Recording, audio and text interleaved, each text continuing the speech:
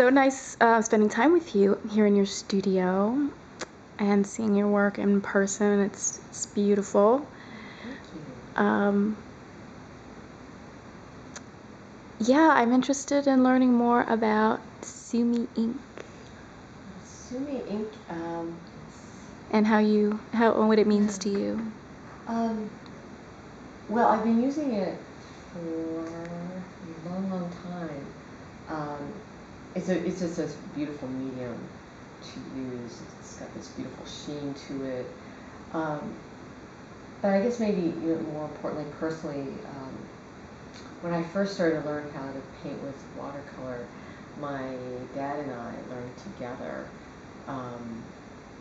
He was probably in his 60s at the time, and he decided my father's Chinese, and he wanted to learn how to paint traditionally.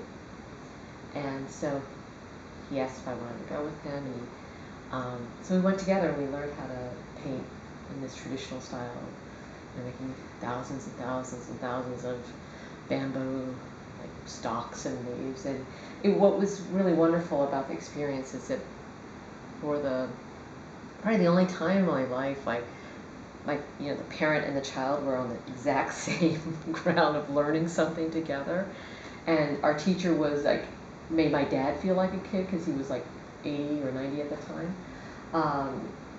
So that there's something about just that experience that kind of continues through when I use the medium. But aside from that, it's just such a really beautiful, rich media for me. And these pieces incorporate watercolor as well, and there's some acrylic aspects to it. But I always seem to come back to the Sumi ink.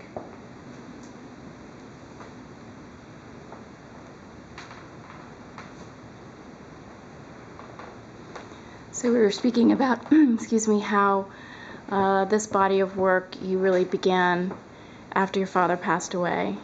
Yeah. So that must have been a big, I guess, part of turning to this was that it was something you very much connected with him. Yeah, and the interesting thing about traditionally when you learn how to paint in this traditional Chinese style, everything is about control. And so you practice with the bamboo brush over and over and over again the same stroke, and you just fill up, newspaper, newsprint, sheaves over and over again until you get it just right. And then you might move on to rocks or something, and you do that another million times. But for this stuff, the good thing about it is I felt like I got a handle on how the ink and water and brush and paper all kind of what they could do. But for this work, it was the opposite. When I started working, I just started throwing ink against the board, and just then,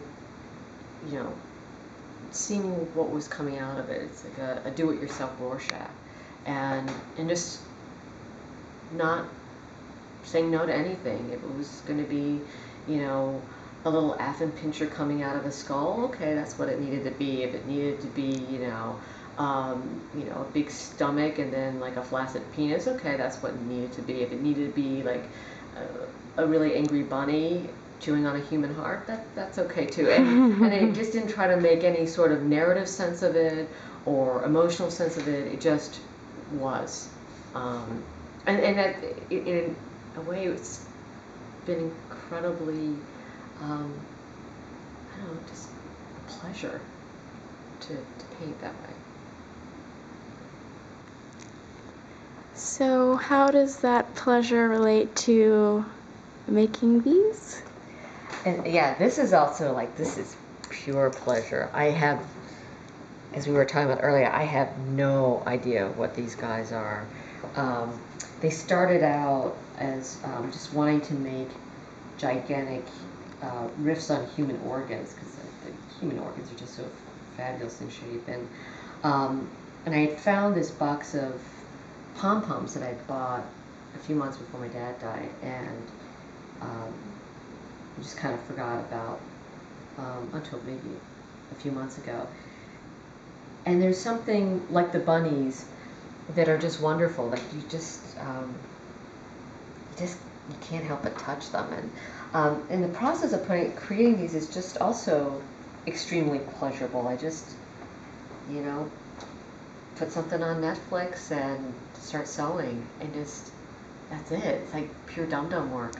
Um, and like I said, I have no idea what these are, but I feel like I just need to make a ton of them and have them start assembling into each other or playing with each other, or I don't know, but there's something about them that, I don't know, we'll see where it goes.